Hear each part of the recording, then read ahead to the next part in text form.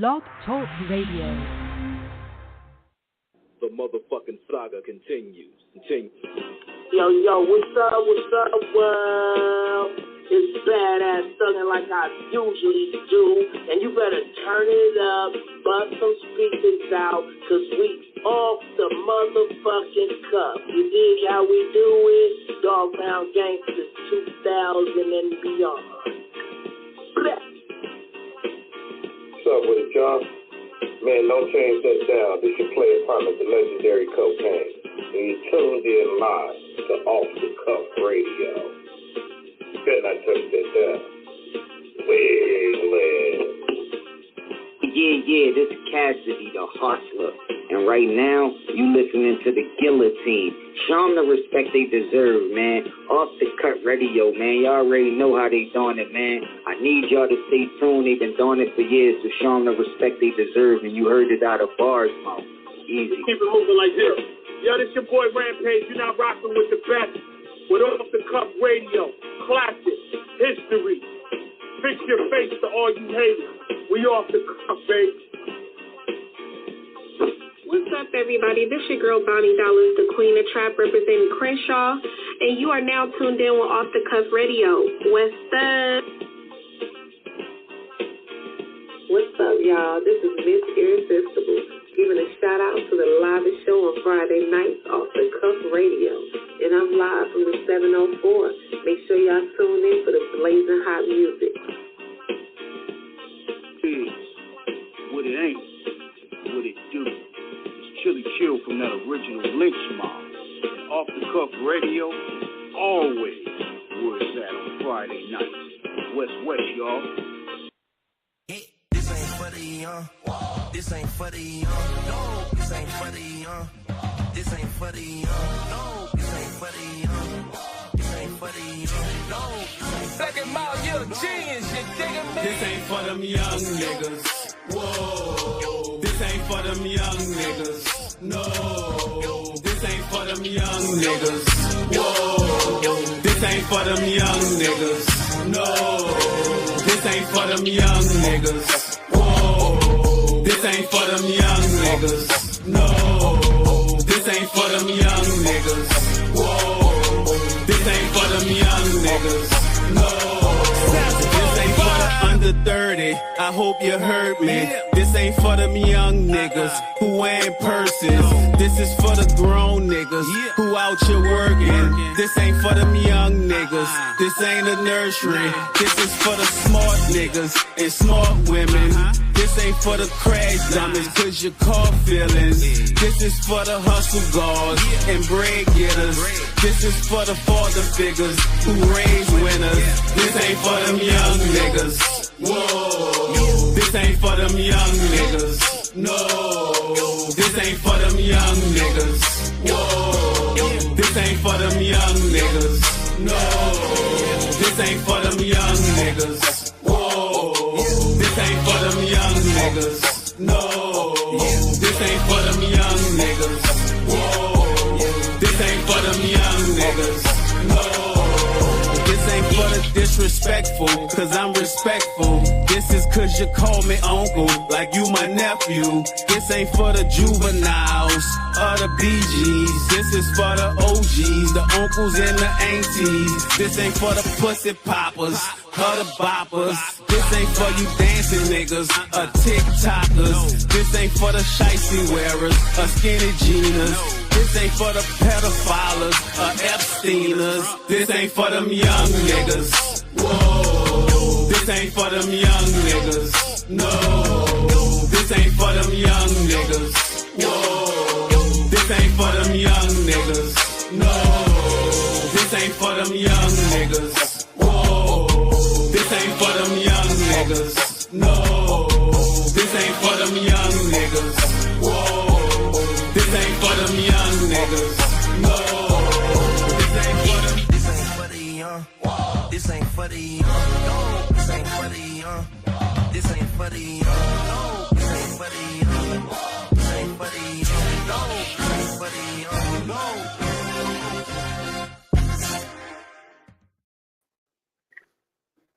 Yeah, we locked in. Special episode of Off the Cuff Radio going down tonight. I'm your host, King Eric, the Media Assassin. And this show is sponsored by Screwball Radio, Buddy Boy Entertainment, Da Vinci Clothing. Got my host, T Max, with the facts on the line. What's happening with you?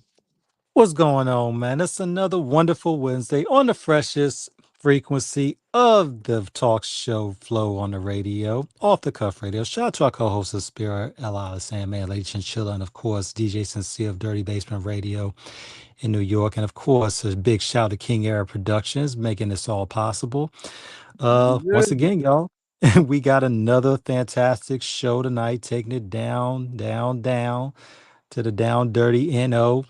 That's New Orleans for those that don't know, aka the NOLA, the 504, doing it what we do, man. And we got a very, very, very distinguished and special guest tonight. King, tell them who we got. Yeah, man. Shout out to Fleetwood for making this connection happen, man. This brother on the line here is a New Orleans legend, man. A lot of your favorite rappers pretty much put some respect on his name, so to speak.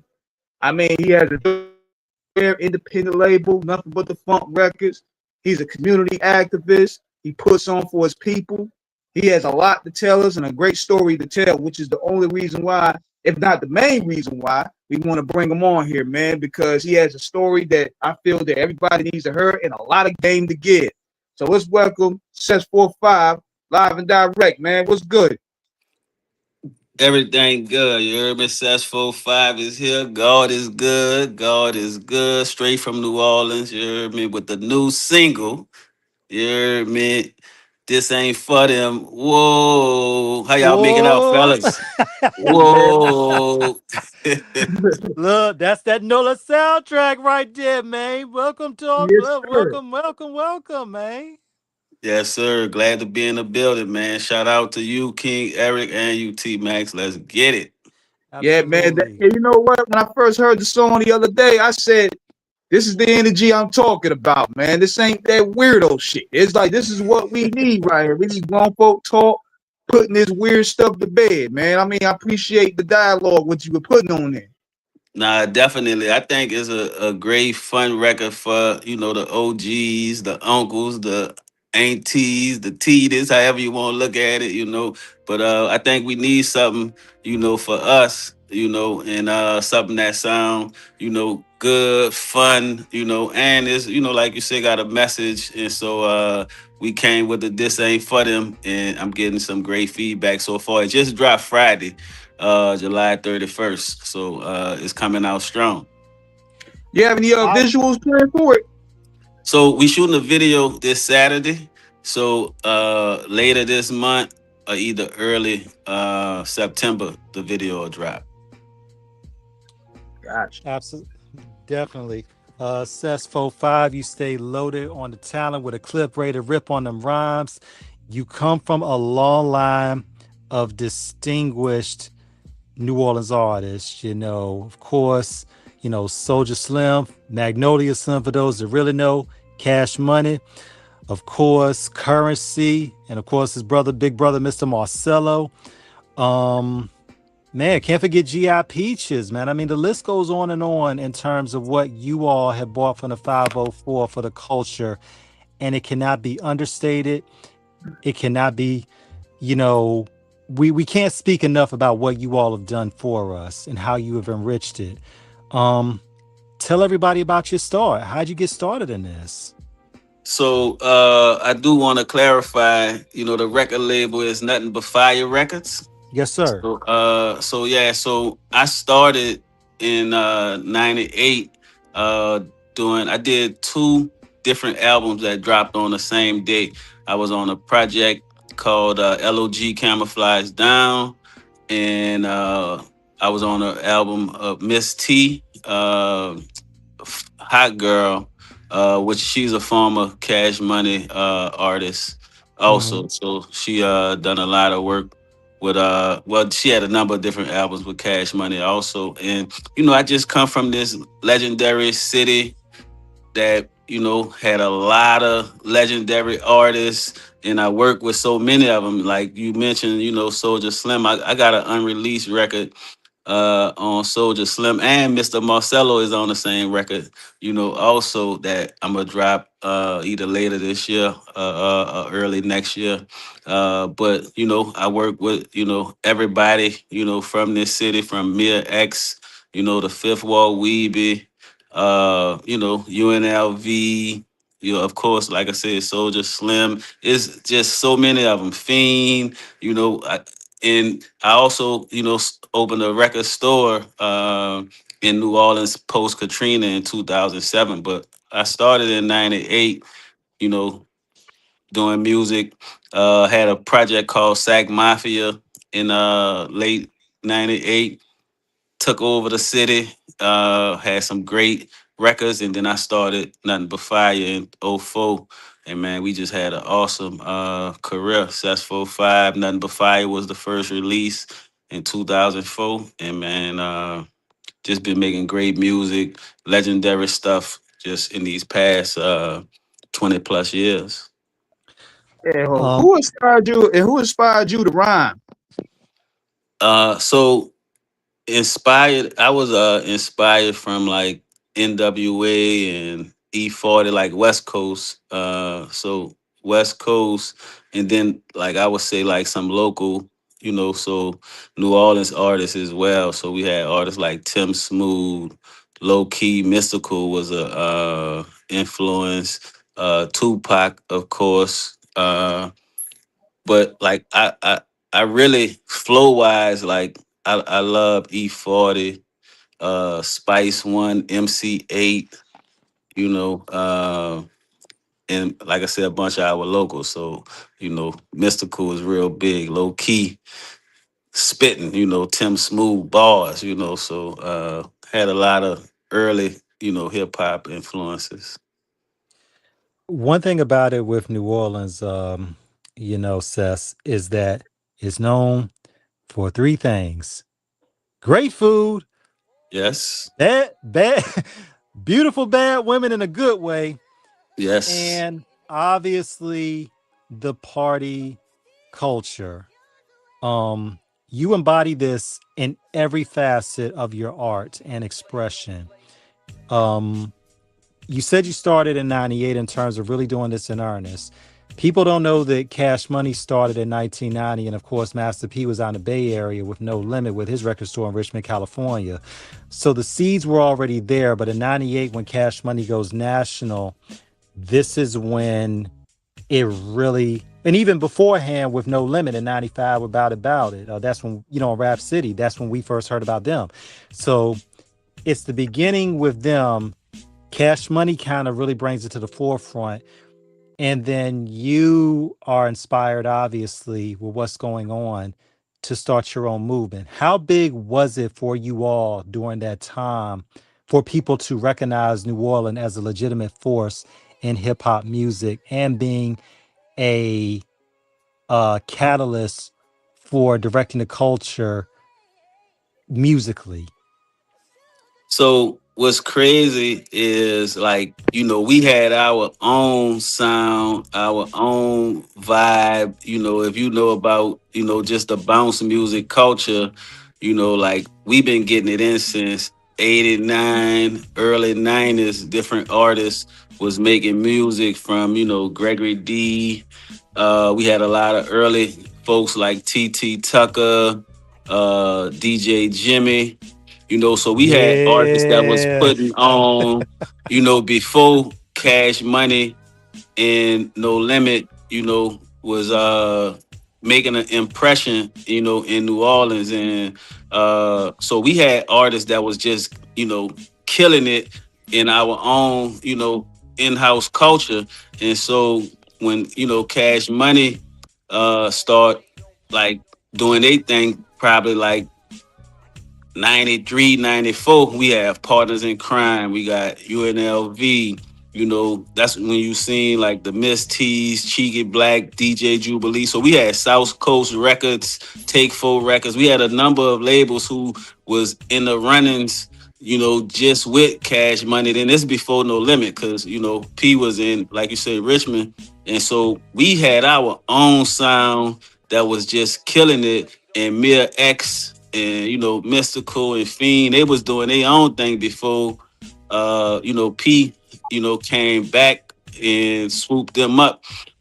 So everybody was having their own success. Like we had just plenty of artists just dropping music, bounce, gangster bounce. We just had a whole fun culture vibe. And Cash Money, took one of, I guess, the lead because they just was so consistent. They had Manny Fresh, and Manny Fresh was doing tracks for other people that wasn't on Cash Money, like Cheeky Black and LOG, who I mentioned. And then I think Baby was like, nah, you can't do no beats for nobody else, man. You making a competition, stronger, Right. and so they stopped like letting him outsource, the production, and that kind of made Manny just focus on all of the Cash Money artists, and then P came down and got me a X, and got KLC, and start giving Cash Money a little, I guess, competition. But by P being in Richmond and having access to, I guess, the West Coast connections, he was able to kind of get in the front. But with Cash Money being local, like it was homegrown. So they grew from New Orleans to different parts of Louisiana to the southern region and just, North Carolinas. And they grew more organically and had that, hometown love. And but, we had our own vibe before they even went, national with it. And I was interested you That's mentioned true. that, man, because I remember we coming up, we buying those records and stuff.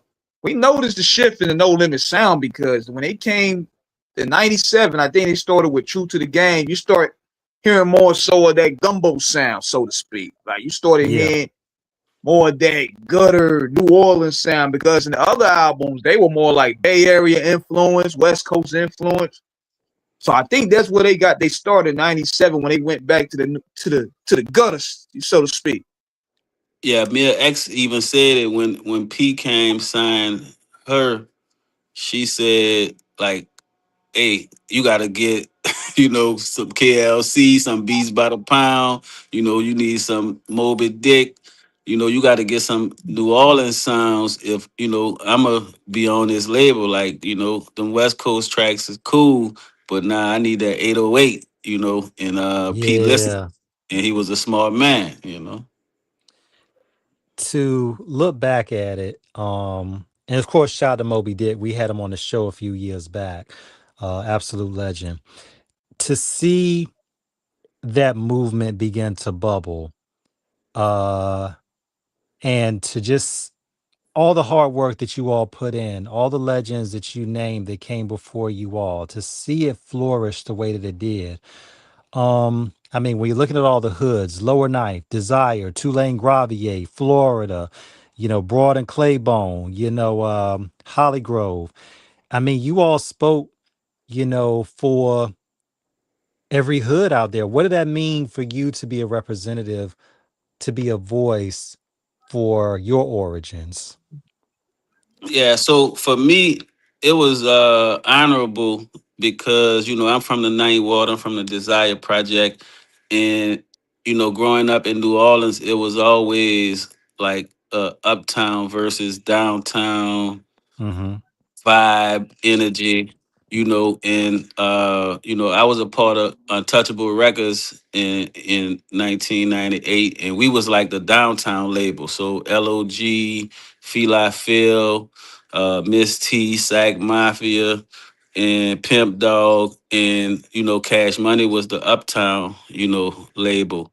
And we was rivals actually, but uptown was the stunting, the flashy, and downtown was just more street gangster real, and we had so many artists from the Ninth Ward that were successful, but they didn't get they just do, like the uptown artists did. So, your Feli Fields, your Kid, he also had success with, G 50 Cent. Unit, Lil Yeah. Wayne, yeah, and 50.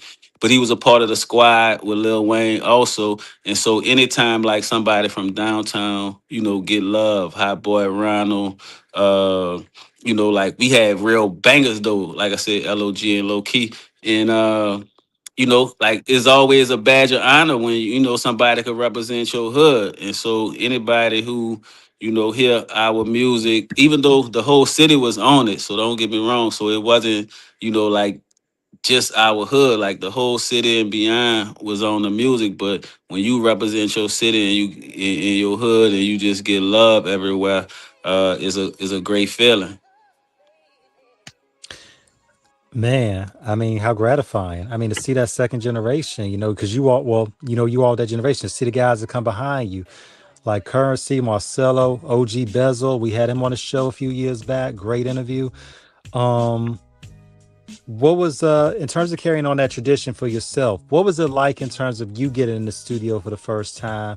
Tell us about when you wrote your first lines of rhyme. Yeah, so like I shared, I was on two different projects the first day I came into the industry professionally. So I feel like I done something maybe nobody, done ever, in the Mm-hmm. world. But when we dropped that project in '98, hearing myself on the radio, for the first time, that was unbelievable, feeling. But getting in the studio, uh for me, it was like hearing yourself, for the first time, like, because it's a different feeling of like rapping live. Like, so I was one of the battle rap guys. I was one of the guys they would call or sick me on other rappers. So I was like killing other rappers all over the city. You heard me? But then when you get in the studio, you like, hey, let's make a song. Let's put it in a song format, and then you hear it, and you get to, play it back, and everybody in the studio, saying like, this a good record, this a hit record, this a hot record. That's a different, feeling from just rapping it live in person, and then when you make an actual CD, tape, and then other people get to play it in their cars and all around the city. You hear your music getting played, like that's a powerful feeling. Like none other. Yeah. When you got that knowledge that you had in terms of laying the music down and getting your feet wet, what did you find in terms of how that would help you when you decided to start your own label? So when we first started, like I followed the blueprint of the professionals like LOG and Feel Phil, and like they would lay two tracks in terms of like the lead vocal. So they'll rap their verse and then rap it again and then add libs and different stuff like that. And so back then we was dealing with ADATs, so this was super far back. So we recording on ADATs with like VCR tapes. Mm-hmm. Uh, and, you know, when I got into my own recording and record labels, so like I would just do one lead vocal because I started growing and I would listen to like Jay-Z and some of the other artists who they would only have one lead vocal and just like some ad libs. And so I started, following that blueprint. And then also like when Lil Wayne started not writing his raps because he realized Jay-Z didn't write his raps, and Kid and all of us, we started doing the same. Like we stopped using notebooks and notepads and writing down. We just started going straight out the dome, straight out the head. But we would write it in our head and then lay it Right, down. right. So that was one of the processes, that eventually it evolved in. But making a hit is making a hit, so you got to come with different formats to your songwriting. So coming with a verse first, no chorus. Coming with a chorus and then your verses. Adding a bridge on the song, not putting a bridge on the song. Shortening up the verses, or either you know doing collabos. So I might run a line, then let another artist run a line, and then I come with a line, and they come with a line. So just different formats to creating the songs so they don't sound the same on the album. So that's a different process as well. Absolutely. When you're looking at nuance in terms of song structure between a 16 bar, 32 bar, you're running it through without a chorus, with a chorus. Like you said, ad libs are everything because you have to know exactly when to place in terms of the type of effect and impact that you want to have with it. Understanding all of this, and you became fluent in the language because you were an astute student. Um, when did you know that you all had something in terms of when the neighborhood really began to respond to it? Man, it was really like just the first projects because uh LOG was a household name and I was featured on his project. Miss T was a household name and I featured on her project. So it got me a lot of ears, so a lot of people, heard those albums and those songs, and then we dropped, Sag Mafia Untouchable. And when people play your song without you knowing them, like they go to the store and buy the tape, they go buy the CD, and we hearing it and they come back and, tell you, you just see them vibing, driving down the street. Like what was crazy, my project Sag Mafia Soccer Balling, which was the first like real album. It was a group album, but that was my first album. Like I didn't even have a car, and people was riding down the street bumping my album in their car, and I'm like, that's an indicator, right there. And like, buku different cars just playing your music, and the whole hood just happy for you, because you dropped the project and they ready to see you win. What was it like Ev- when you first got that hit, when you knew that you were crossing into different regions? Now, when we talk about people from the East Coast possibly hearing your music and California hearing your music. Yeah, so my project Sess 5 Nothing But Fire, it dropped in '04, and I had a song on that called I'm Fucking. If a bitch in my car, I'm fucking. If I buy a drink by the cup, I'm fucking. I'm talking about we can everybody relate. loved. Yes. Yeah, so everybody loved this record like all over the world, and people would tell me like, man, I'm in Germany playing your record, I'm in Afghanistan, like, war folks who I guess deployed, listening to the music. And so I couldn't fathom that though. I couldn't like, wait, hold on, somebody in a whole nother country, playing the music. And this is before social media. So this is like you gotta be a real, fan. You gotta have the physical product, because it wasn't no social media or anything like that. And we sold thousands and thousands of CDs, out the trunk, out the stove. We just was like just working this music thing. And we had like great music. And so that's the one era in New Orleans is like that 94 to probably 2005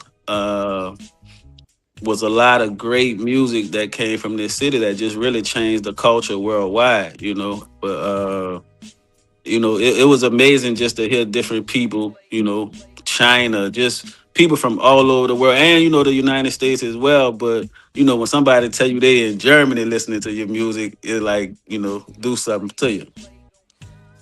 Every region has its time. Of course, hip hop being birthed in the East, and then it goes into down south, of course, with Luke and all them in Miami. Shout out to Two Live Crew, Jam Pony, and all them. Of course, can't forget 95 South Tag Team, everybody. Uh, Taking it out west, NWA, Ice T, Ice Cube, Cam, DJ Quick. So it comes back, so it comes around to y'all, because, into Louisiana. So like you said, the music that y'all bought us was something, that was obviously familiar with y'all, but we had never heard. And we loved it when y'all bought it to us with that gift. That entrepreneurship, Sess, of knowing how to move? Because, like you said, this is all before social media. So you all are doing this hand to hand out the trunk slanging. Um, what was it? What did it mean for that level of self-starting entrepreneurship to meet the people, for them to see you, to interact, and most importantly, sell them on your product? So, like we grew up on the loop music, like we in the project, and Two Live Crew, blasting. That was like the soundtrack to the block parties. And, when you got your NWAs and, even, the East Coast stuff with the KRS ones and, Mob Deep and Nas and, Slick Ricks and all of these records was that was playing in the house parties and the block parties and all of that, right? So we grow up to this music, and then when it's our turn, right?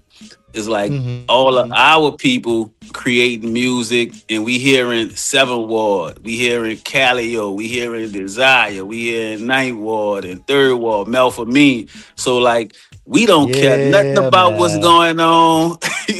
We don't care about nothing what's You said going melt on for me. nowhere I'm else like, now. yeah. Yeah, yeah, Yeah, yeah. So we shout out to Desire, man. We had yeah, him on not too long ago.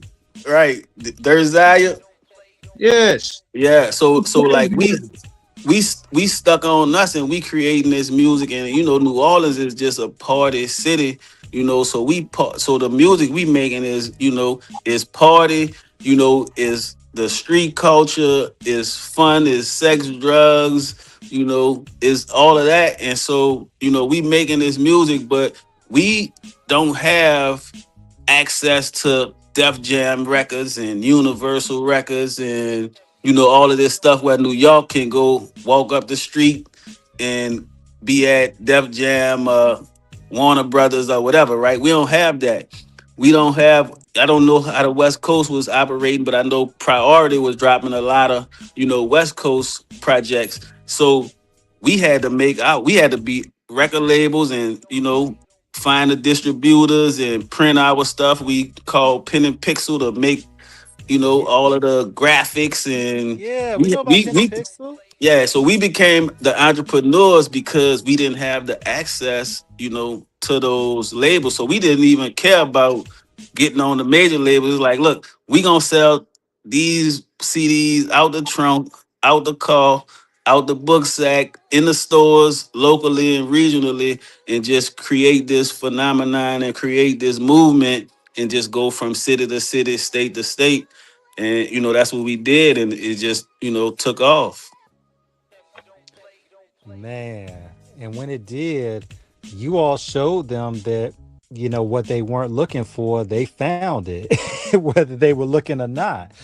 Um, Tell us about when you really start going out on tours and when you're really, really like going outside. I mean, what was some of the stop? What would be the demographics, the areas of where you all would go to do your shows at? Tell us about the first show you ever did.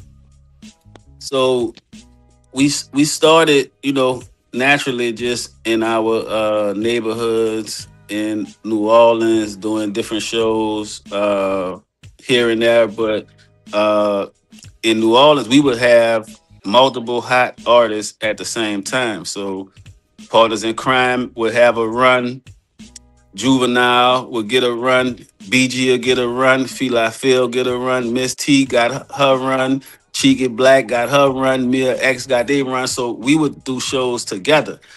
So we would have like Lady Red all on one show, Sess 45, Daddy Yo. So we did shows together as a group, and then we would get booked in other cities, Baton Rouge, Lafayette, Lake Charles, Alexandria, Shreveport. So we just working at the time. It was, they call it a chitlin circuit. So we would just work that chitlin circuit and hit every city that loved New Orleans music.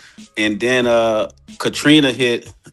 When Katrina hit, it actually displaced a lot of New Orleanians. So our fans displaced all over the world also. So Right, now right. we get to, go do shows in Dallas, and you know, some artists was already, you know, doing the traveling, but now we got tens of thousands of people in Atlanta, in North Carolina, and all of those different places. So we was able to actually use that tragedy, you know, to expand our fan base, and now we got not just a few people that know about the New Orleans music and sound and the culture, but you got, you know, hundreds of people to thousands of people, just depending on what city, you know, they in America, and that just, you know, made it go crazy. That's dope, man. When you earlier you when you were naming the lineups in terms of some of the artists, when you said uh Red, were you was that Kate Lady Red? Was that also the same as Katie Red, or was that a whole different artist? That's two different people. So Lady Red is a female, and uh Katie Red is a male. Right, right. Because I'm familiar with Katie Red. I read about her. I read about him in Double XL magazine years ago. Yeah. Um, So yeah. Lady Okay. Red had smoking that weed, smoking that fire. I don't know if you ever heard that Gotcha. record, but yeah, Lady Red got a weed song. Okay. Hey, fire it up. Yeah, it's hard, hard. You heard me? Legendary. Lady Red, a legend in the city, had a one big record that she still get booked, you know, 20, 25 years later. 30 years almost, probably. Another one of your fallen sisters, Magnolia Shorty. Rest in peace. Yes. Um, what was her impact in the game in terms of being part of that wave that you all were in? So Magnolia Shorty had a huge impact, you know, on uh the local scene and the national scene. But just growing up, she was the second, you know, female signed to Cash Money Records. Hmm. And, you know, she had the Monkey on That Stick song that, you know, went crazy. But after Cash Money, you know, moved away from, I guess, the more the bounce sounds, and she was independent. Like Hmm. she just took it to a whole nother level, you know, from going to the clubs and just like rocking the DJs and the block parties. And then she created some songs like Smoking Gun and some other records that just took the clubs by storm, right? And so she just had a sound that was growing, and her voice was just growing.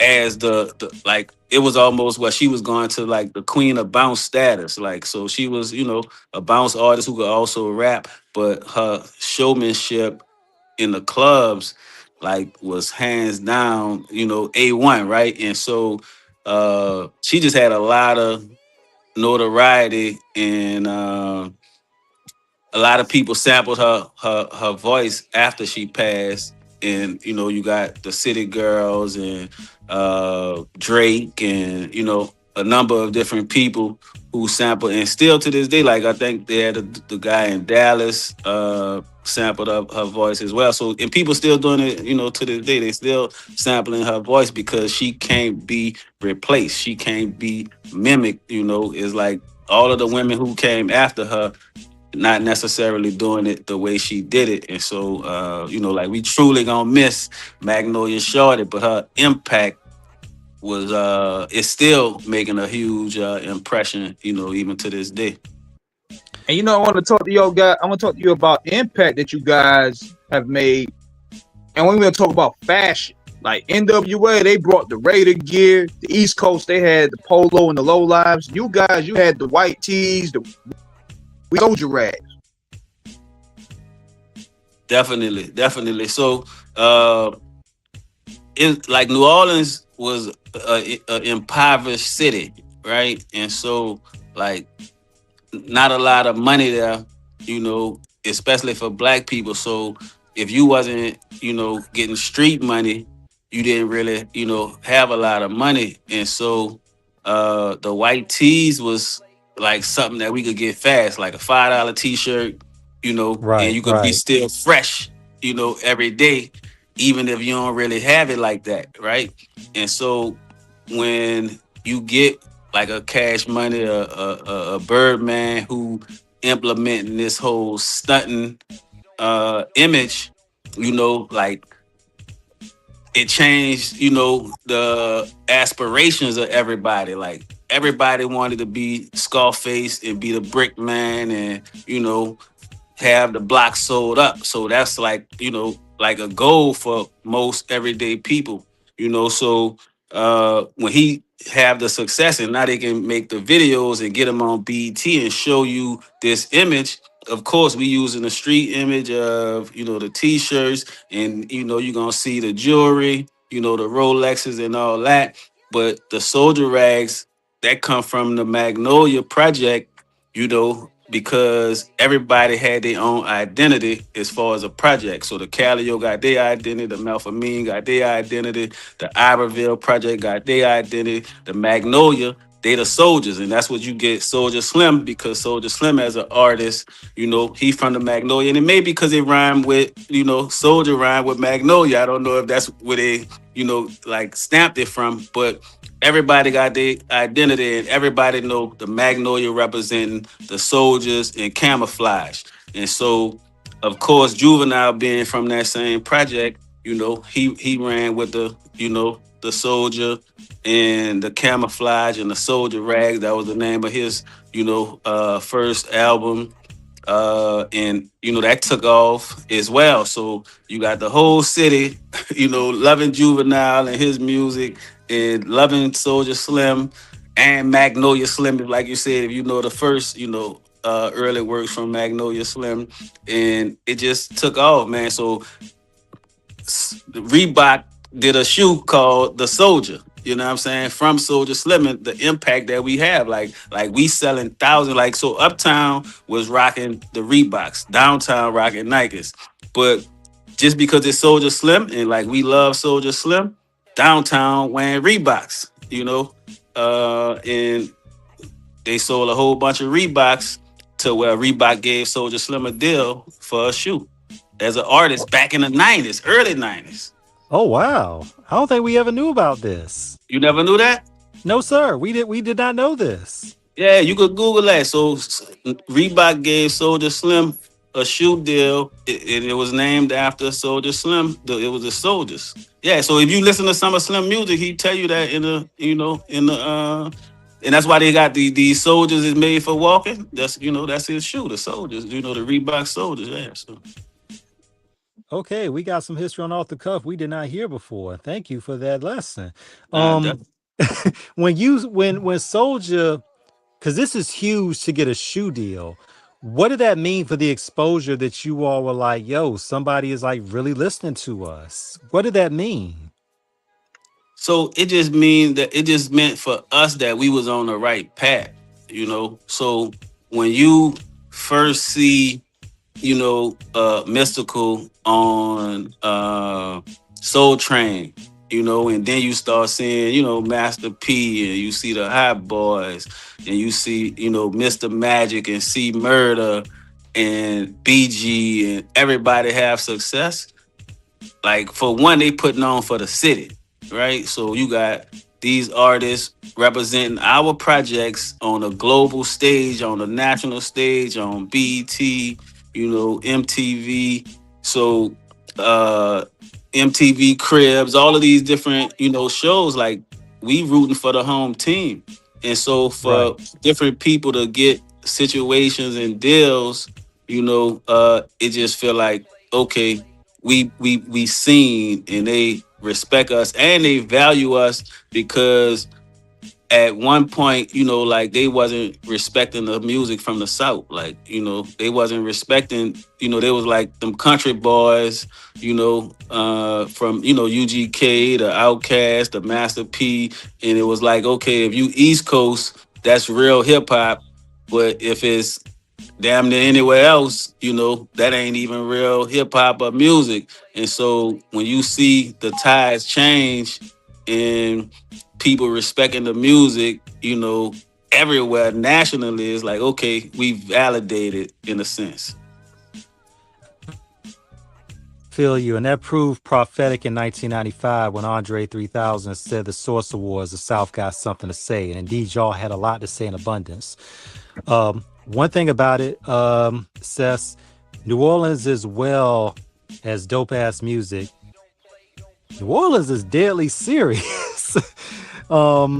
I mean, when you got when you got group, clicks like the 39ers game, Dooney Boys, G Strip, it's serious. I mean, and obviously you knew people, coming out of that.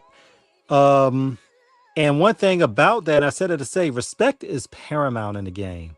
We got to say it on the show lovingly, respectfully. New Orleans beef different.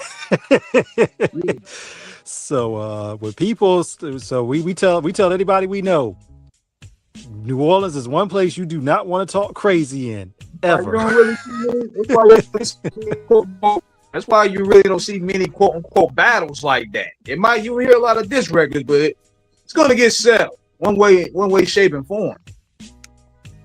Yeah, New Orleans don't have gangs or anything, like the Bloods and the Crips and the GDs and Vice Laws and all that. Like that couldn't live because like we have wards and like everybody representing their ward and everybody gonna, like stick together for their hood and represent.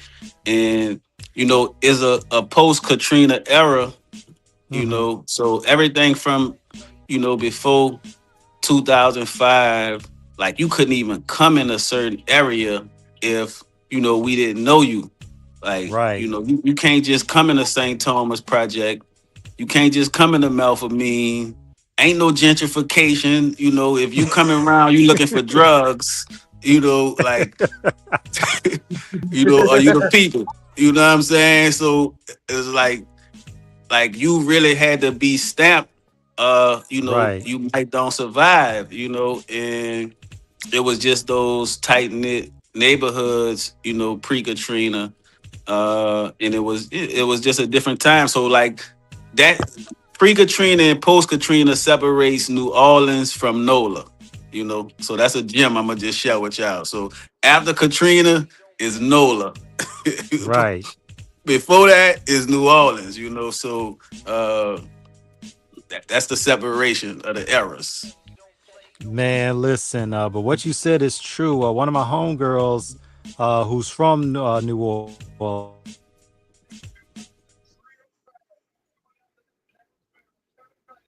I think you break it up, T. Hold on 1 second. they There you said go. she said if you pull up in a car out there and they don't know you, they looking. She's like, if you were to stop, if you were to red light, look both ways, then go. She was like, do not play out there. Um, Well, it's how did it's you go ahead, go ahead. no, I was just gonna say it's like I believe is like anywhere for the most part. If you Right, looking like you don't belong, or like we'll give you a pass if you pass the first time and you looking like you don't belong, or you looking for an address and you ain't really sure where the address. And now if you make the block, you better kind of know what address, what house you trying to stop by, because right. it's like folks be at odds with different folks or whatever. So uh you can't look like, hey, you looking for somebody, you got multiple people in the car and this might be a set. So if it's a set, Right, right. dudes gon' look at you, and everybody would rather bomb first and ask questions later than to, get hit in, like, I guess, a wartime. Understood, understood, understood. And you Um, brought up the difference in eras between Katrina and post Katrina and pre Katrina. What did it differentiate in terms of unity? Yeah, so like the unity was like the neighborhoods, like, so the whole Magnolia, they rocking with the Magnolia. Soldier Slim got a concert, the whole Magnolia coming. And like I was sharing with you, if it's multiple people on the concert, it's Soldier Slim, it's Partners in Crime, it's Gregory D, is Feli Phil on a concert, the whole night wall going, the eight wall might be in a little area in there. The four wall might be in the area, the whole Magnolia in a little area, the Calio in the area. So if a fight happens, it's the projects versus the projects, or the wards versus the wards, but all them sticking together, pre Katrina, So post Katrina, like they started mixing the projects together. So like they would put the St. Thomas in the Iberville. They would put the St. Thomas and the St. Bernard. So now the St. Bernard and the St. Thomas beefing and they live in the same project. And so that was, the tricks of the people. Like they like, hey, look, let's tear down this project. Let's put some of the Calio people in a desire. And like Ooh, it all started different, wars and battles because the dudes in the Magnolia, they make money in the Magnolia. Now, if right. I put you in the Florida project, even though you're not from this particular area, you still got to make money some kind of way.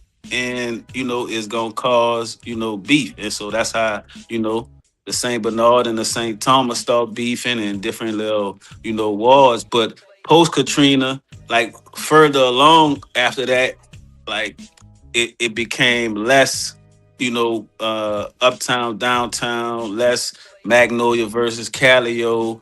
It became less of that because a lot of people scattered all over the world. And, now we also gotta like live in these different elements where, okay, two different projects sharing one project, two different areas. And then the neighborhoods looked at totally different too. So like all of the 7th Ward, the neighbors who used to live in the 7th Ward, they don't live there no more, and you got your gentrification and all of those different things. So now the neighborhood look different. So it's not as much pride in the 7th Ward specific area as it was, pre-Katrina. Got you. I mean, you all aren't just known for music. You all are known for some great athletes. Guys like Randy Livingston played at LSU and went to the NBA. Um, what is it about where you're from that fuels so much creativity and greatness? The resolve to succeed against all odds when everything is stacked against you. Man, we hungry, we starving. You hear me? It's a necessity. It's like poverty, like I was sharing with you. Like it's the poverty is is almost third world, poverty in America. You know what I'm saying? Mm, Like right now, I think the minimum wage is like 7.25 or 7.35. It was like that over 20 years ago. The same mm-hmm. 7.25. And so that's worse in terms of like in the 90s, it was like $5. So you Man. so you got people that's just poverty stricken, that's hungry. They need food. They trying to survive. They trying to do it for their mama. They trying to do it for their family. They trying to be the one to break these generational curses. And so it's like it's me or nothing. It's all or nothing. And so when you get on that basketball court and you get that opportunity to go to college and then go to the league, or you on that football field and you get a scholarship and you go to a college or you get to the league, it's like I gotta take care of my whole family. And it's the same with dudes in the streets. And it's the same with all of these, entrepreneurs, these CEOs, these artists. It's like, man, we trying to take care of the whole family, take care of the whole hood, take care of the whole block, take care of the whole 7th Ward, the whole Magnolia. So like we trying to take care of the whole city. Every different artist that do what they do, they putting on for the whole city. And that's why we do it so hard. And it don't matter if you a chef and you making the best food, you putting on for the city. If you a athlete, you're an artist, you painting, you're a movie star, so like Wendell Pierce and all of these actors, the Tyler Perrys, and Yeah. like they putting on for the whole city. It ain't you because we didn't have too many people who had it good. Like we didn't have no silver spoons in New Orleans. You heard me? Like you got it out the mud. Yeah. And so like we salute everybody that been successful and they put the city on their back and went handle their business. And you tapped in, Man. talking about with the athletes, man. I don't think people understand what goes into that? Like the work that you got to put in, and not only being consistent, but also the being the breadwinner of the block, being the breadwinner of the family, being the breadwinner of your hometown. It's like a whole dynamic that goes in there. It's a different form of pressure.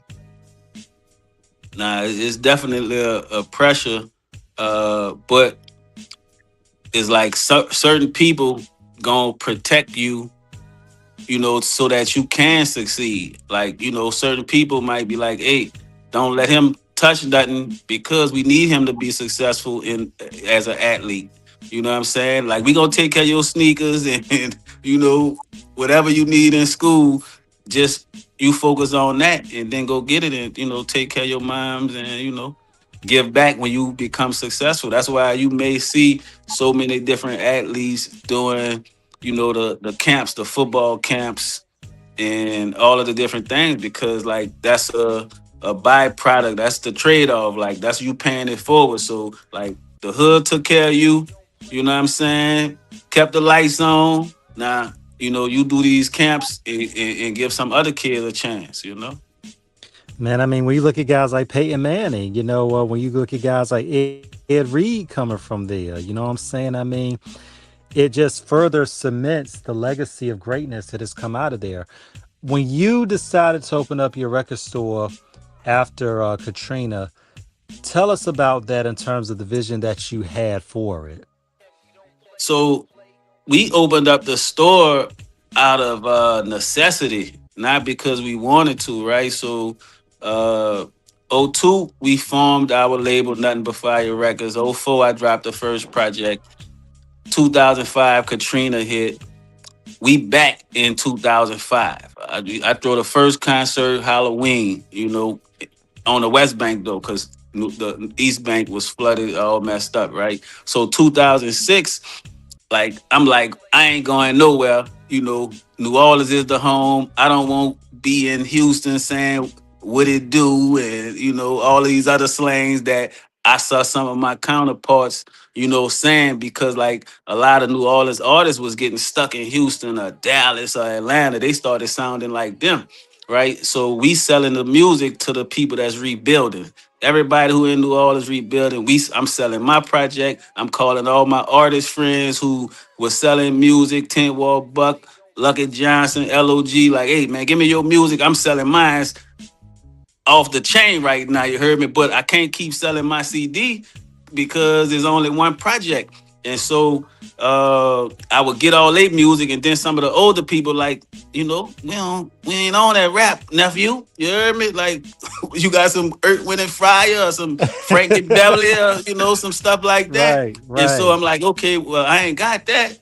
So we started bootlegging that because that's what the older people wanted or whatever, right? And so we just had a thought, and it was like, hey, we were sending our music to Gonzalez Records as a distributor. Let's see if we could call them and get the music, right? And so I called Gonzalez. I'm like, man, we getting so many requests because after Katrina, none of the record stores open up. So Right. Peaches Records, Odyssey Records, none of the mom and pops, other big chains, like wasn't no Best Buy then, right? And so none of them rebuilt yet. And so we like, hey man, we sent y'all music. Can we get music from y'all? And it was like, yeah. So we found the location, uh went, got the leased it out, built it out, started ordering some stuff, and then we did a grand opening in July of 2007. And man, people just was coming like crazy. Nothing But Fire Records. We just selling music, grand opening. So all the artists now they coming to us when they come in town. Most Def and Talib Kweli and Ti and everybody coming to our spot. And like I said, that wasn't our dream or goal, but we was just making so much money selling music post Katrina to everybody who in the city, because wasn't no record label. I mean, wasn't no record store open, and it just cemented. And 18 years later, shit, we still here. That is God's work. That is the commitment to belief. That is the unwavering resolve of staying loyal and 10 toes down in your hometown.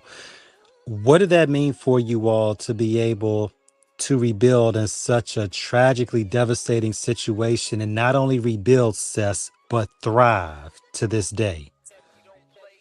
Man, it was so powerful, and really hearing you say that, it like just bring the memories. Because rest in peace to my partner Six Wall Puck, because he started nothing but fire, with me, and young Sino, my brother. But the support from everybody in 2007 to start this record store, right? And then from all the artists coming, just bring their music, all of the New Orleans artists, and then all of the people from like Louisiana and surrounding areas come and bring their music to us, and then we become a landmark in the city. Like, we have a big mural of Soldier Slim, on side of our building, so everybody would come there and take a picture. And like, we became the staple that if you coming in New Orleans as an artist, like, you gotta stop by Nothing But Fire Records. And then, like, the other record labels start rebuilding. So, like Odyssey Records came back on Canal, Peaches Records, reopened, and then you started getting like the Best Buys and Walmarts, and different people start selling music and stuff again. And so, like, we were the catalyst for music stores and being able to sell stuff again in New Orleans, but also giving artists an outlet to do in stores and autograph signings and all of that. So I just, just thinking about it while you asking, like, we were, vital in terms of the road to help artists even want to drop music again in New Orleans, or put their stuff in stores and, say, go get my new project. That is important, man, because when you think about what that means to show everybody we have had the pleasure, the honor to interview on this show from New Orleans, and we've had a ton of them, the love, the passion, the loyalty, the commitment, the resolve, most importantly, the understanding of hard work. You all embody everything that the culture is, making a way out of no way, ingenuity, most importantly, community in that ingenuity, involving everybody. This is huge when you look at what you all have meant to the community, and how, like you said, Sess, you have been the catalyst. You all were the ones that set it into, for what was going on, in terms of really being that motivation for everybody to know we're here, we're not going anywhere. When you look at the music game today, Sess, and how it has changed so much in terms of the marketing, in terms of the creativity factor, what do you see as a veteran with so much wisdom, so much experience, and an understanding of how the market works? What have you noticed in the game today with music, with the hip hop culture and music? So one thing that I just reflected on today was, as a veteran and an artist with experience, and just looking at the climate of veteran and seasoned artists, is like the industry, tried to push us out, right? Mm-hmm. The industry tried to shame, older artists, so when you get the TIs to be able to come back, and the Nas and Killer Mikes and all of these people who had success, either in the 90s or early 2000s, I think, like, they want to misuse these younger artists and shame the older artists who would make sure that they uh you know, have success and do it the right way, and pit everybody against each other. And so I think the industry did a good job of like turning younger artists against older artists, but also taking the money out the game for artists. Like, so that run you talking about, with your Cash Monies and your, the Jay-Z's and Rough Riders and all of those different areas, man, folks was making tens of millions of dollars, and they don't like black people making that kind of money, man. So they like, hey, Facts, let's facts. take these CDs out the game because the artists are making too much money. And even though the labels was making money, it's like there's too many black people becoming millionaires. And so they took out the vehicle that was, giving everybody the money systematically because we making money with CDs and uh entrepreneurs in the in the movie world. They making money with DVDs. Like, let's take the DVD manufacturing and the things that the CD players, now they not in the cost. So like whoever at Universal and all these different companies, like, hey, don't put no more GM, BMW, don't put no more CD players in the car because we don't want them niggas making no money. You heard me? Don't put no VCRs, don't make no DVDs no more because too many independent filmmakers getting paid. And now the artists getting pennies on the streaming side, intentionally, from the plan that they put in place. And now, it don't feel like I'm reaping the benefits of my art, my craft, my creativity. I'm not getting the financial benefit from it. Like, I know I put out some good work, but a million streams gonna give me $100. When I know I could go sell 10 CDs and get $100. So it's like they robbing us, and it's like, okay, let's make these artists who been in the game for a while, let's make them seem irrelevant so we could keep pimping these younger artists, and the older artists don't give them the game and the gems, and they could run with hip hop. But I'm glad that older artists coming back, and hopefully, we could bridge that gap and help some of these younger artists and you know, give them some gems on how to make some good music too, because that's another story. Spoken like a businessman, and I'm going to run like a marathon on this because everything you said, Sess, we have talked about this on the show prior to. For the 20 millionth time, we referenced Young Khan the Don. We had him on the show years ago, brother from Kansas City. Great show, y'all. Check it out on YouTube. He talked about how the streaming cycle was broken down and how little artists make. We were so impressed by the mathematical genius of how he deduced all of this. We're still amazed to this day. And this was like 8 years ago we did that show. And he really took the time to break down these numbers.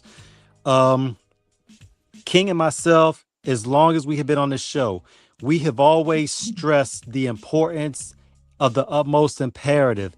Get those physical copies because once they're in your possession, nobody can take it away from you. Nobody Nope. can censor it. Nobody can mute it.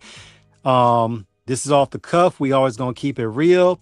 We're gonna speak on it from a perspective of knowledge, from real reference points. When Ice Cube on No Vaseline, on the streaming, they took out the part because when he said on No Vaseline, because you let a Jew break up my crew, they took that out, saying that was racially insensitive. YG's Meet the Flockers, when he talks about the Asians getting robbed, they took that off because they said that was racially insensitive and derogative about Asians being robbed.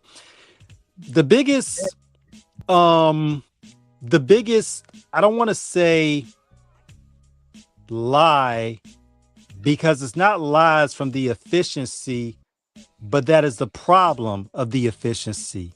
These new artists coming out, y'all, have felt like because of the way technology has manifested itself, like you said, Seth, they put it in there to say, well, if you do this streaming, this music is way more accessible. You got all these outlets, and that's absolutely true. What they don't tell these artists is that you don't get paid shit for it. Pay is low. And on top of that, the division has become with the younger artists now because you all came up at a time of hustle, grit, grind. You all did the yard work. You all were in the trenches. You did the unglamorous shit that people do not understand in terms of what it takes to commit to this and make sure by any other means this is going to work.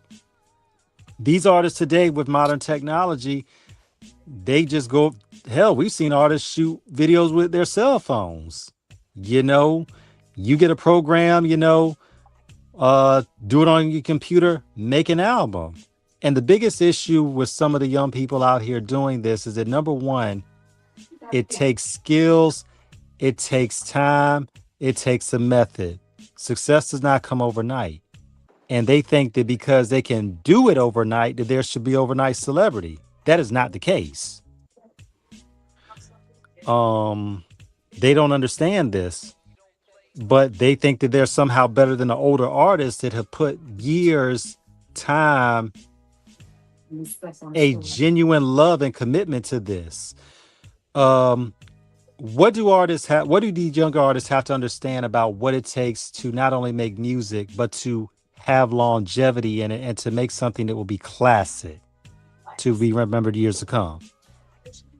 I think one, it definitely got to have fun. Like when you doing music, like it have to be, you know, enjoyable process. You and your partners, y'all having fun, in the studio because like you make the best music when you just, in a good space, and you very creative. But also, like they gotta be consistent and work Hmm. hard, be dedicated, uh, and like lift every stone to make yourself successful. A lot of new artists, they complacent. I would say some of them are even lazy, and they think everybody should just hand everything to them without them earning it. And they, all they know is social media, and so that's the tools that they know. And if it don't happen through social media, they don't take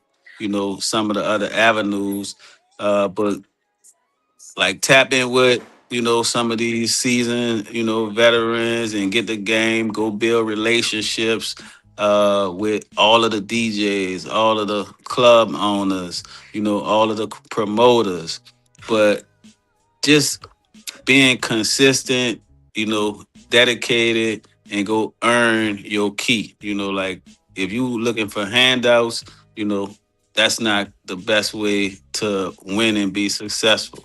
And I just think every new artist should pay homage to the people that came before them, and do everything in their power, to be successful. Because this game ain't, it's not easy. It's not made for everybody to win. It's not made for everybody to be successful. So you got to stand out. You got to do something different. You got to work harder than the next person, and your work ethic get you sometimes further than your talent. So just understanding that talent alone won't, make you successful. But if you're working hard and you work more harder than everybody who in your arena, in your area, you're gonna be the one they call when it's time for that next spot. Just keep working. And that's absolutely true. Hard work doesn't guarantee success, but there is no success without hard work. Thinking about that, and obviously you made such great points about it. Also, in terms of the game today, Sess, we are seeing a lost art in terms of performance with a lot of these younger artists. They are more concerned with the image than actually putting on a good stage show, cultivating stage presence, and delivering something to the people that is beyond the music. They're not giving an experience. What do they have to understand about in terms of not necessarily having your vocals layered over the track when they're performing? In terms of understanding memorization, being engaged with the crowd. Yes, I'm gonna go there too. Staying off the damn drugs before you get on stage.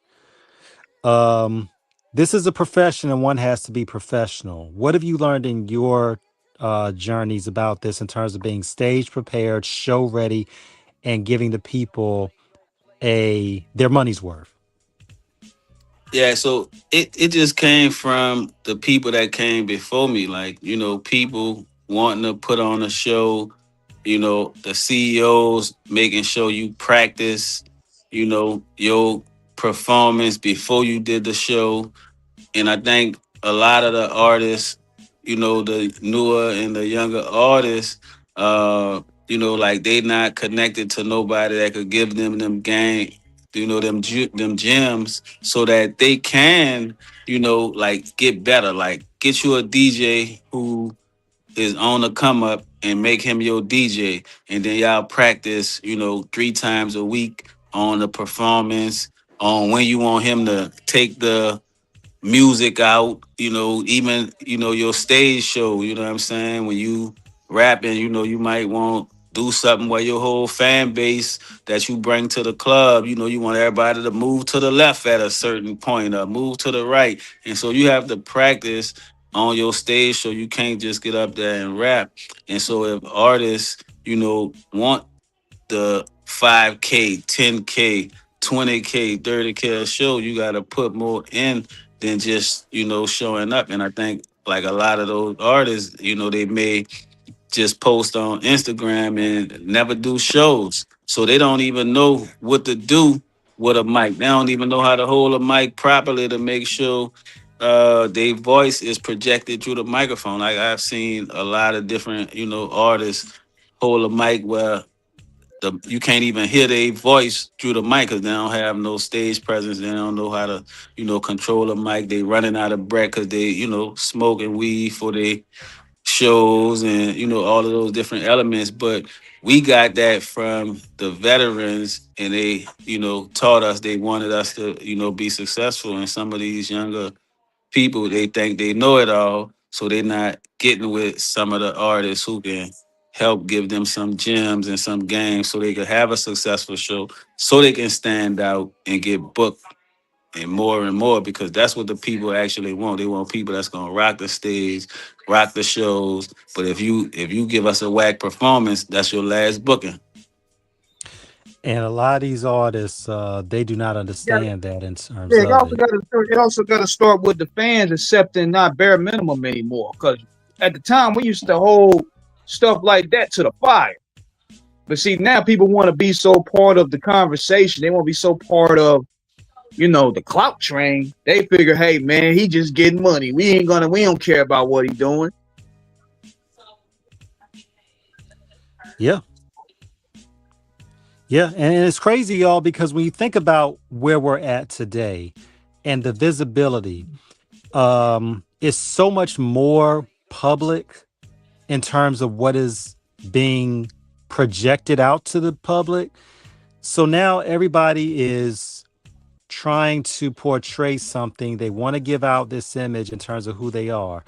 Um, we do have to talk to you about this because it's part of the game. And obviously, you being a grown man who's mature about his business and sensible, we've seen an uptick over the years, Sess, of a lot of dissing on wax in terms of niggas just deliberately not only dissing but being straight disrespectful.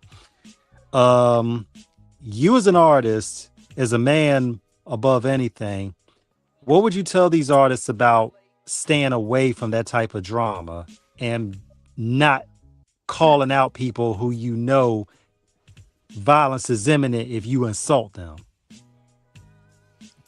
Yeah, I think about 5 years or better, like I started seeing, this disrespect, you know, for the dead, and uh, smoking on different, people that passed, and and to me, like I just felt like folks was doing stuff that wasn't of the culture. It wasn't of like black people. Like this is something that some white folks would do, and now y'all bringing that into hip hop, and being so disrespectful and negative, and it just started spiraling, out of control. And like you reap what you sow, and we started seeing it, and I've seen less of it, lately, which is a good thing. But like the beef rap, that's a part of you know, the machine that wants incarceration because we all know that these same record labels, Sony Records and Universal, they invest in the prisons.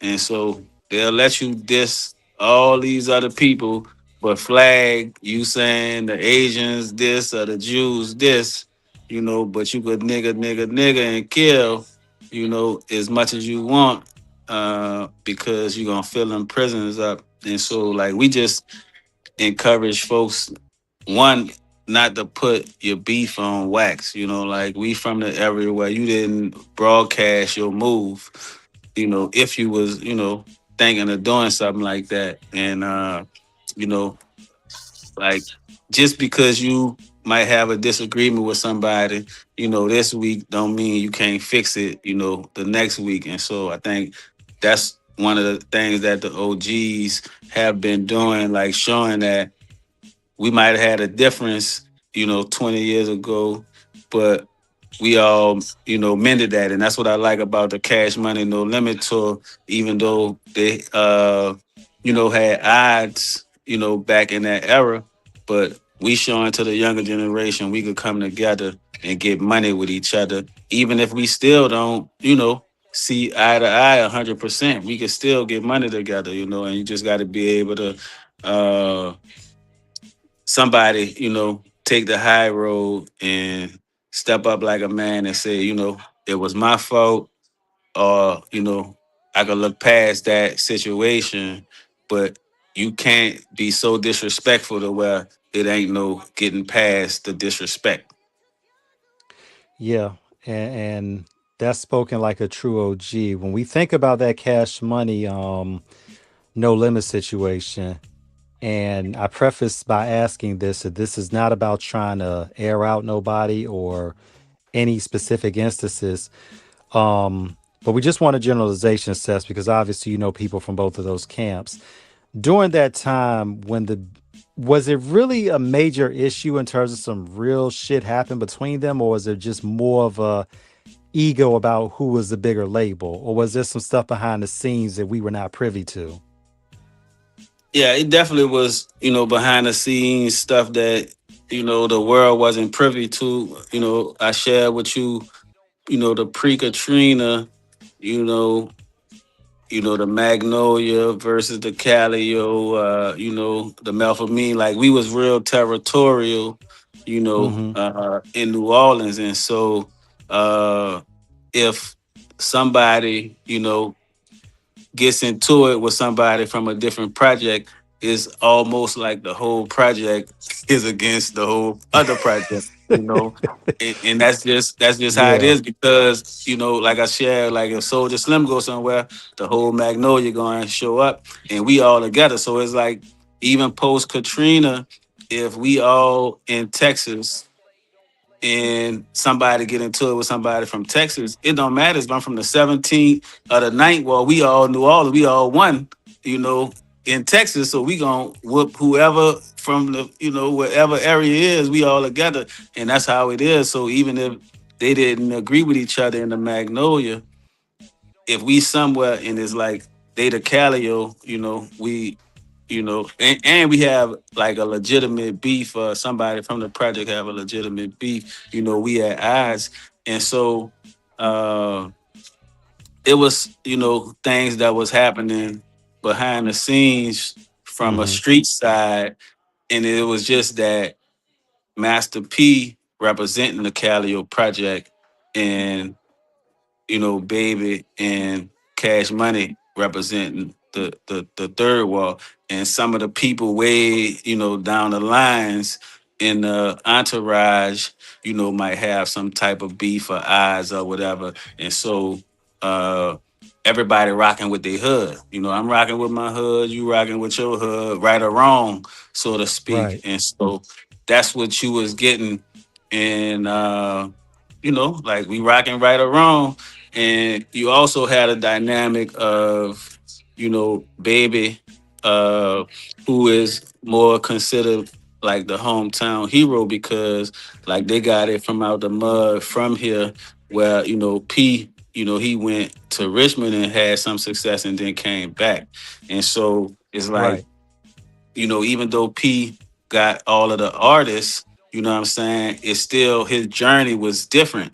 And the Cash Money journey was like straight from here, no, like he didn't go to the what's the league outside of America when you don't get to the NBA, you go to the other The league. C, you got the D What's League, the C, all China League, all over. yeah. So you got one of them leagues there, and then you got to come back to the NBA take a chance. Like nah, baby just went straight to the NBA. P went Right, to the right.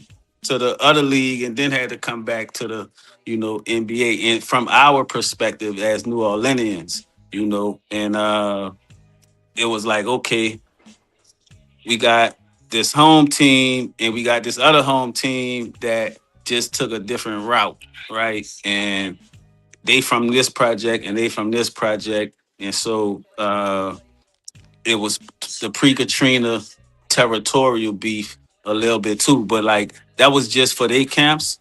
Like the people, like we just loved the music that everybody was doing. So, like I said, we love that they was putting on for the city from whatever part of the city they was representing. Got you. Um, Damn, I don't think anybody we've ever had on the show broke down those politics that intricately. We appreciate that. Thank you. That's for the Nah, it's all archives. love. It's They all come, love. Um, they come with when you somebody that they come with somebody from the cloth, man. Yes, sir. Hometown, absolutely, somebody's been homegrown. there that knows. When you look at the level of independent entrepreneurship you've maintained over the years, Sess, and still are doing, um, have you had labels since you've really been successful with this try to merge with you in terms of giving you a deal, whether an outright record deal or distribution deal or what have you? Yeah, I've had different opportunities for distribution deals, different opportunities for single deals. Like I've even uh I guess like made the deals. I sabotaged some of the deals myself, like not knowing, right?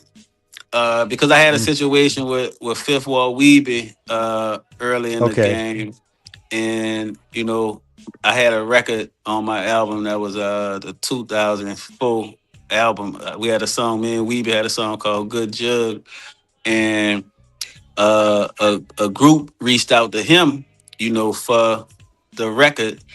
It was my record, but they wanted to rename it and make it a Fifth Wall Weebie record, right? And so, they Right. was, spending money, but like I was prideful, like, nah, that bitch need to come on saying Sess '05 featuring Fifth Wall Weebie. Now it was on the radio, they was blowing the record up, but it was like, I Right. don't know if Right. it was like trying to jack me.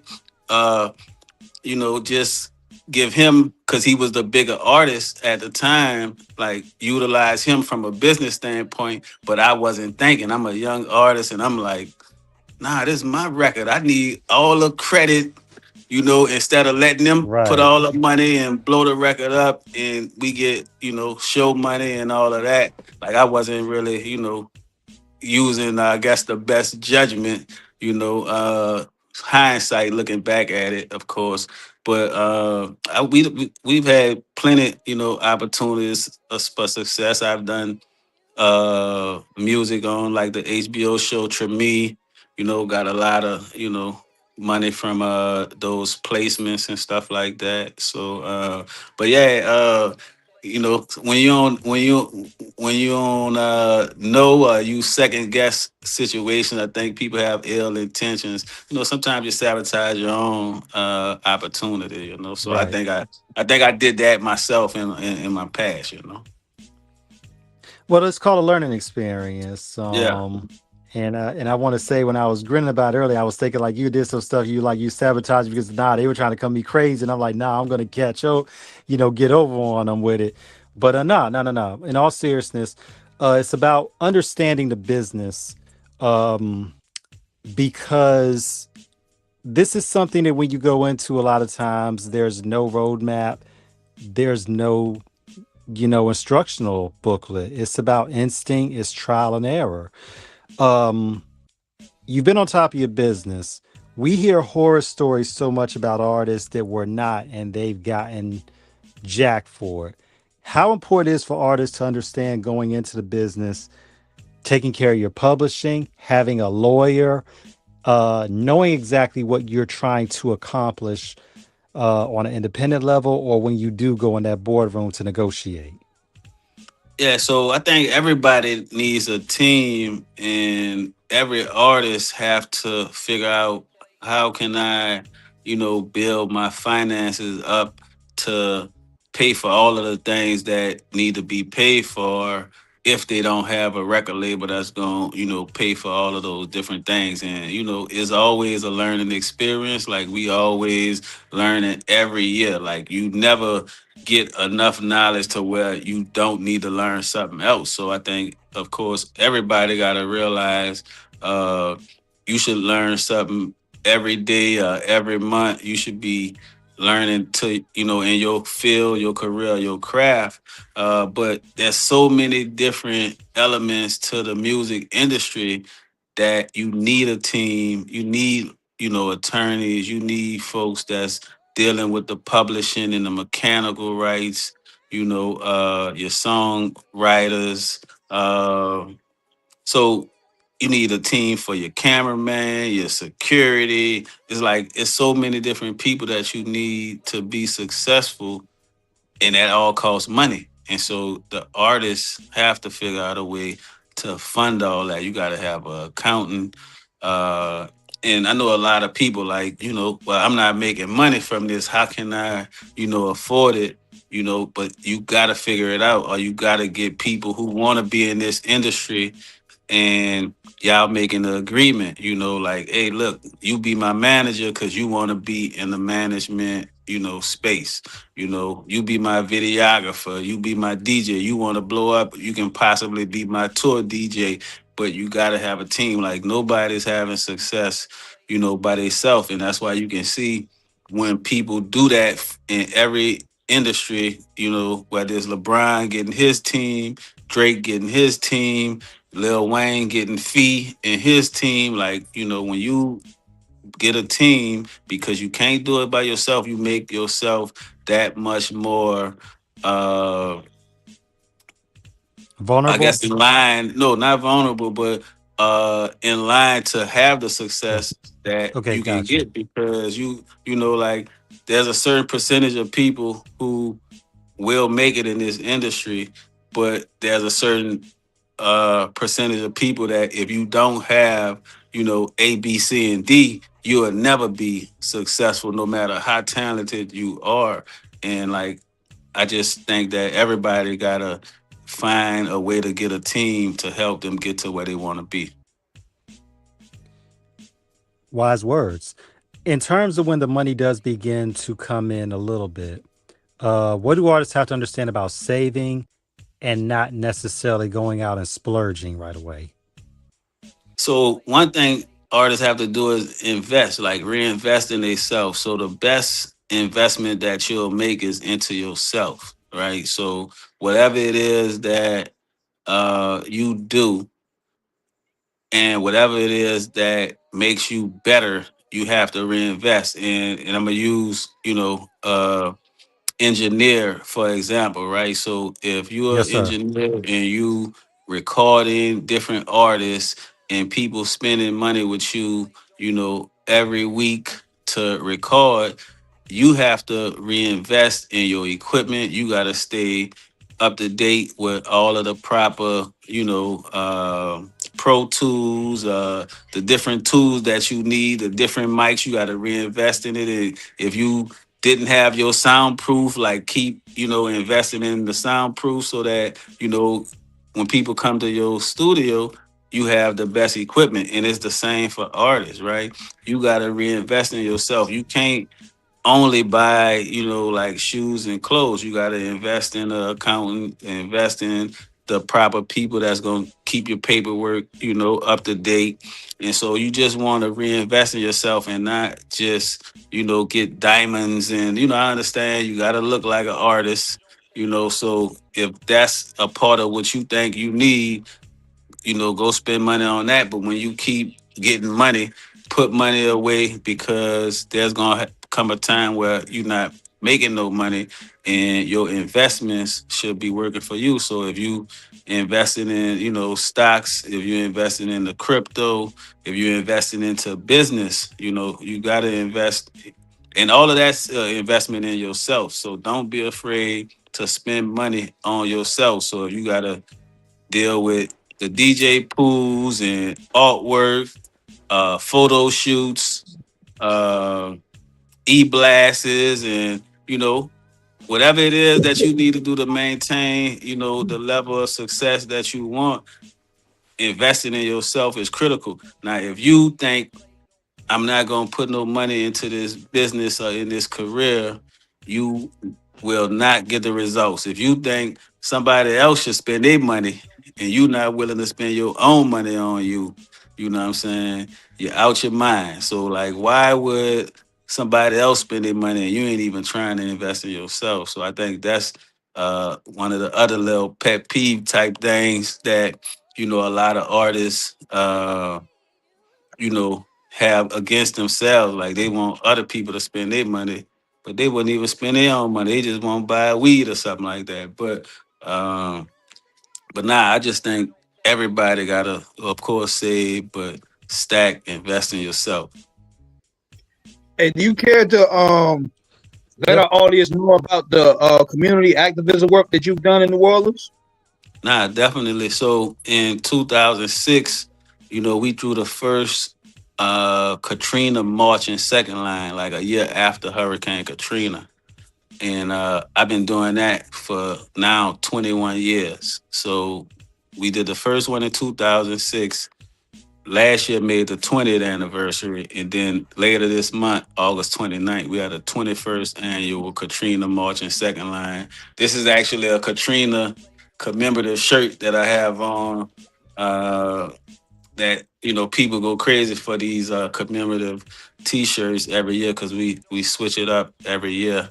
Uh, and I also exclusive that I'm gonna share with y'all, off the cuff. You heard me. Me and Kanye partnering on a exclusive Katrina 21 T-shirt that's dropping next week. Cause he got a concert here on the 28th. So he in the Superdome on August 28th, and we got a collab Katrina 21 piece that's dropping for sale next week. So y'all gonna see that, but yeah, so I was doing, the Katrina stuff every year. And then about 4.5 years ago, I started doing something called Youth Day NOLA. And so every month we go to a different park in New Orleans and have a free fun family day for the kids. And man, they just come out, free food, space walks, music. We give prizes, we give away instruments, and I've been getting different community groups, different organizations to partner with us, and like it's just growing. So the stuff that we doing for the community is getting bigger and bigger. I also partner with Hip Hop Caucus. We gave away over $1,000. I mean, 100,000. We gave over 100,000. To different people. Like after different storms. We cash app them 100. Over 1,000 people. We just gave money. I done bought so many resources to the community. Like, so toy giveaways. We just 2 weeks ago we just did a back to school book sack, book supply giveaway. Christmas we giving away toys, bikes, turkey drives. Me and Rod 49 partner last year, and gave away turkeys in the community. And so that's just been a part of who I am now. Just like all of the relationships, all of the connections that I get, all of the corporate, sponsors, different folks that we partner with, they bring the resources, and we just, giving it to the community. That's dope, man. I want to take a little time right quick to shout out the people who joined us in the chat. Tyron the Art Kid, where's Milano? Sandman, always great to see you with us. Thank you, thank you, thank you for joining us. Man, this is great. Um, Sess, your sense of philanthropy, charity, generosity, consciousness, behavior. This is out for Hey, break his it up a little bit. community. For you to be this devoted to it, what does it mean for you to be able to help those people out there and let them know that you are forever interwoven with the fabric of the community, that you are cut from a cloth of honor and dignity and respect? So for me, it's just, God first, right? Like I just thank God to be, the vessel that He chose to, bring these resources, to the community. But, it come from, the space I was telling you about being from New Orleans, in a poverty stricken community.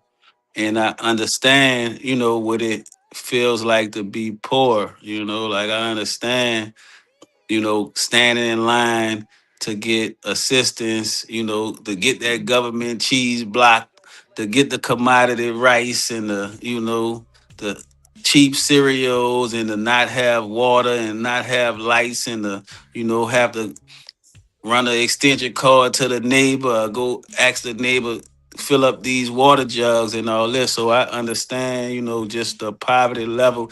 I know what it feel like, and the whole city, understand that. Like, man, we was really super poor, in the '90s. You know what I'm saying? And so the times ain't really changed. Like, of course, the cost of living went up. Like the the inflation and everything, like the it costs a whole lot to live. It costs a lot to be 5 years old. It costs Mm, money to be 4. It costs money to be 7. You know what I'm saying? And the income ain't matching the inflation. Like I just shared, like it's still right, 7.25 an hour. You know what I'm saying? Like you can work at a fast food restaurant and I can come through the drive through and my meal might cost $20 or $30 that I spend with you in that little 3-4 minute window that I came through the drive through, right?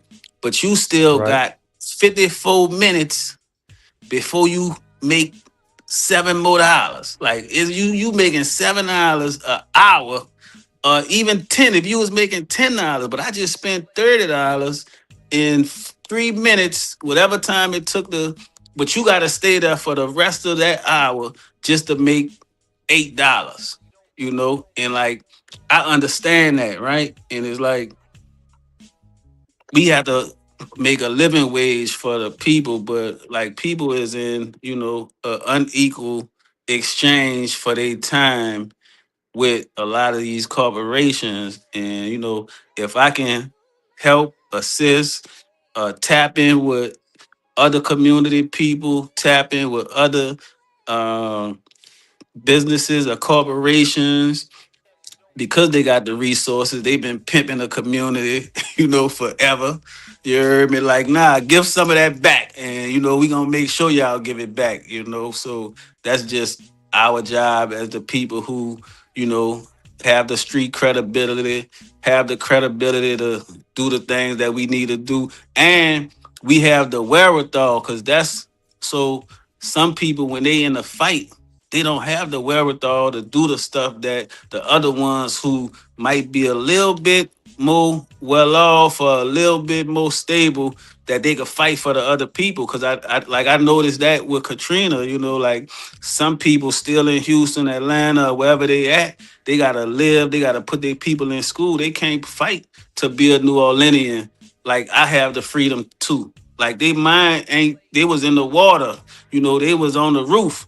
They mind ain't there yet. They still recovering. So somebody gotta fight for them people who ain't there yet. They gonna get there, but they ain't there yet. So that's what we doing for the people who ain't financially there yet and they need some assistance. So we going to get it and bring it back. That's what it is. And but before we wrap this up, man, I want to ask you this, man. How did you link up with Fleetwood? Big shout out to him for making this happen. Man, Fleetwood came to New Orleans. Was it New Orleans one time or either Atlanta? Like, man, I honestly I don't remember because we met a bunch of times, right? But Fleetwood was on a circuit, and it might have been Atlanta at a music conference or Miami at a music conference, just in New Orleans, connecting because I tapped in with Fleetwood a bunch of times a very long time ago. And Fleetwood was just great people, man. He good people, and in the music, always got great, ideas. And I'm one of the people who build relationships. So like when I network with you, I tap in, because I don't know when I'm gonna go to Cali. I don't know when I'm gonna go to, North Carolina or wherever, but I always won't have, somebody that I linked up with that I felt like we aligned and we was good people that I could call when I touch down. And so it's the same vice versa. So here in New Orleans, he gonna hit me up, hey, I just touched down.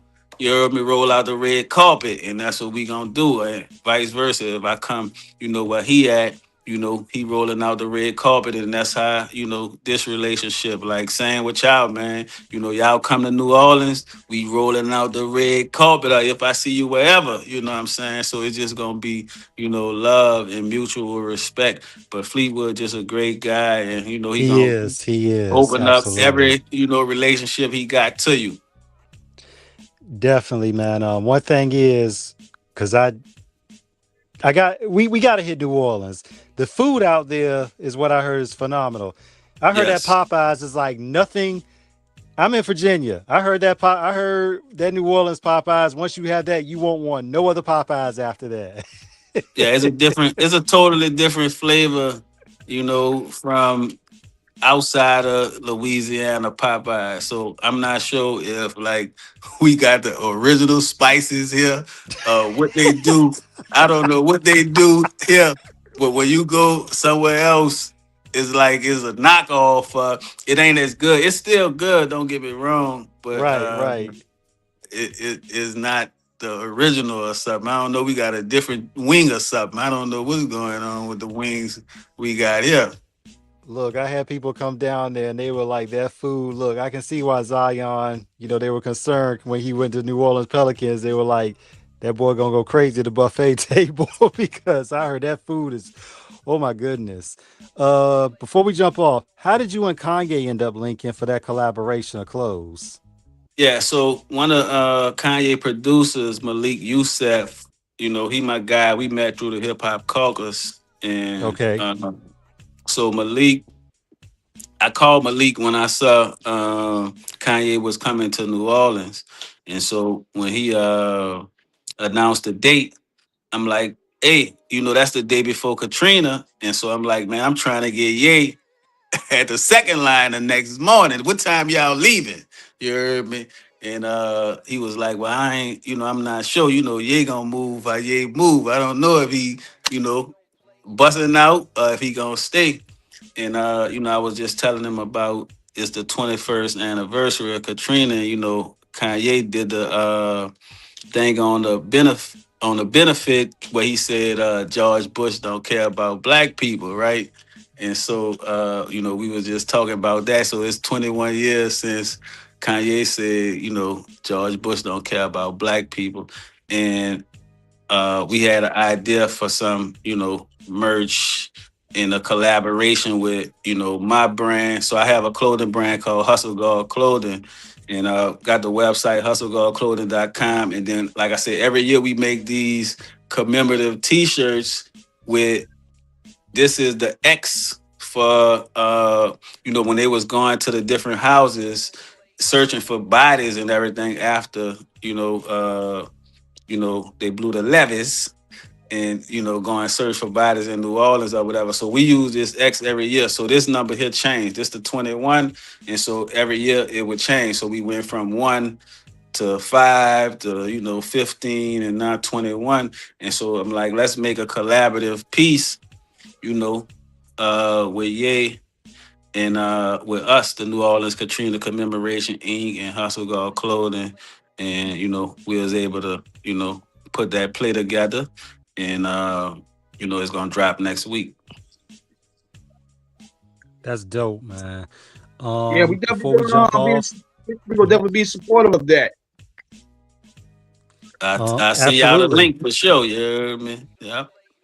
Absolutely. We'll send you our personal information in your DM. Before we jump off, is there any shout outs that you want to give anybody or what have you?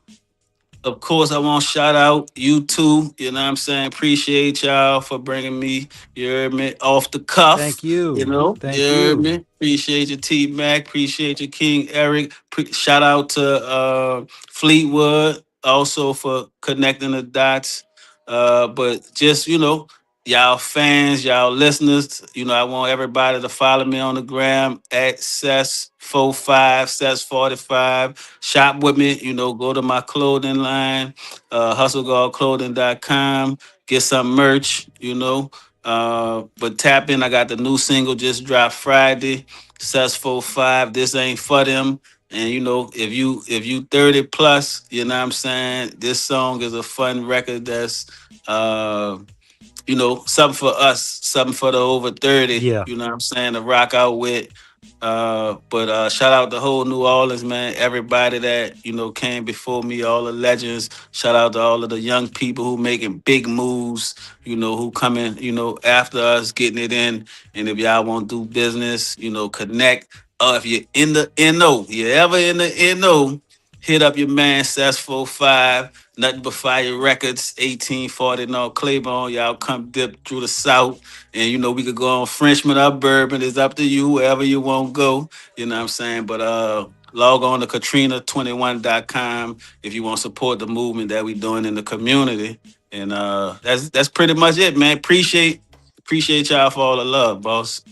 No And doubt, man. thank We appreciate it, you. man. And Yes, thank you for sir. so much that you do, man. And we'll be in touch, man. God bless to you and yours. Keep up the great work. And thank you for making music that is timeless and still being a presence in the culture, still being impactful, Sess. God bless you all. Thank you so much. Thank you so much. Appreciate y'all, man. Have a great night. Until next time. I can't wait till I come back, man. You're welcome back anytime. You're welcome back. And any artists that you have out in New Orleans or anywhere just looking to get on for some exposure for an interview, we're right here. Reach out anytime, no matter what time. Okay, definitely. I'm gonna definitely connect y'all with a lot of dope artists. All right. King, on that note, take us out of here. All right, man. We about to be up out of here. Catch y'all same off the cuff time, same off the cuff radio channel, man. You heard? Be blessed, everyone. Peace. All right.